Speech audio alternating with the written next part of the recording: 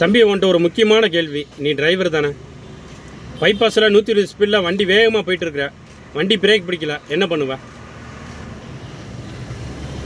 சாவி ஆஃப் பண்ணுவியா? சாவி ஆஃப் பண்ணால் வண்டி நின்றும்னாடா.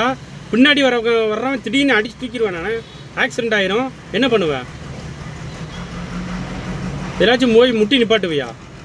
டே, முட்டி நிப்பாட்டினாலும் எதுவும் வண்டி ஃபயர் ஆயிரும், இல்லை ஆக்சிடெண்ட் ஆயிரும். என்ன பண்ணுவேன்? கரெக்டாக சொல்லு பதில். சரி.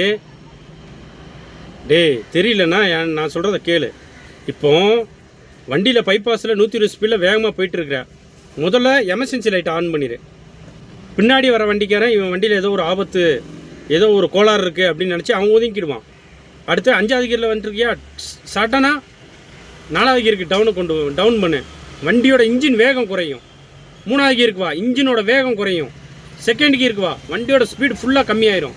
1st கியருக்கு வா, வந்துட்டு நீ சாவி ஆஃப் பண்ணு, இல்லைனா ஹேண்ட் பிரேக் போட்டுக்கோ. பார்த்து இப்படி தான் வண்டி நிப்பாட்டணும், பொறுமையாக பண்ணு. அன்னைக்கு நீ சொல்கிற வண்டி வேகமாக போயிட்டுருக்குன்னா வண்டி ஆஃப் ஆயிடுச்சுங்கிற. வண்டி ஆஃப் ஆனாலும் எமர்ஜென்சி லைட் ஆன் பண்ணிடு. ஸ்டேரிங்கை அங்கிட்டு இங்கிட்டு திருப்ப முடியாது, ஹார்டாயிரும். பிரேக் ஒரு டைம் தான் மிதிக்க முடியும். எமர்ஜென்சி லைட்டை போட்டு பின்னாடி வண்டி வருதா வரலையான்னு பார்த்துட்டு பிரேக் அமுத்து. ஓகே, மலைக்கிலெல்லாம் பொறுமையாக போடா. வேகமாக ஸ்பீடாக போய் பிரேக் அடித்தா வண்டி நிற்காதுடா, இழுத்துட்டு போகும்டா. அட்வான்ஸாக பிரேக் அடிச்சு போடா. ஓகே. திடீர்னு பிரேக் பிடிக்காமல் போயிட்டு இருக்கும்போது திடீர்னு டக்குன்னு வளைவே பெண்டு வருதுன்னா என்ன பண்ணுன்னு கேட்குறியா? 5வது சடனாக 2nd கியருக்கு வந்துடு, வண்டியை கண்ட்ரோல் பண்ணிடலாம்.